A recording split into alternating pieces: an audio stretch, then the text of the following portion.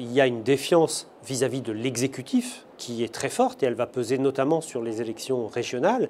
Mais on voit plus largement qu'aucune des personnalités testées dans l'Observatoire politique et là pour les Échos et Radio Classique, par exemple, ne dépasse la barre des 50% de Français qui ont un jugement positif. Alain Juppé, qui est la personnalité préférée des Français, ne réalise que 49% de bonnes opinions. Donc on le voit bien.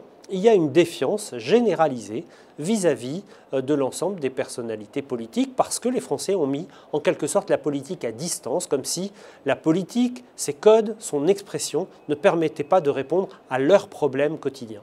Quand on regarde la cote de popularité du ministre de l'économie, il s'installe à la deuxième place du classement avec 37% d'opinion positive.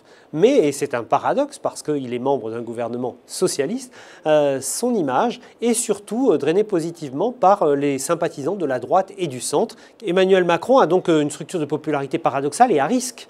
S'il s'installe assez haut à la deuxième place dans le classement auprès des Français, sa popularité est surtout tirée positivement par les sympathisants de droite et du centre qui, pour près de 6 sur 10, ont une bonne image du ministre de l'économie, mais il souffre, à l'inverse, de jugements plus mitigés chez les sympathisants socialistes, voire négatifs dans le reste de la gauche.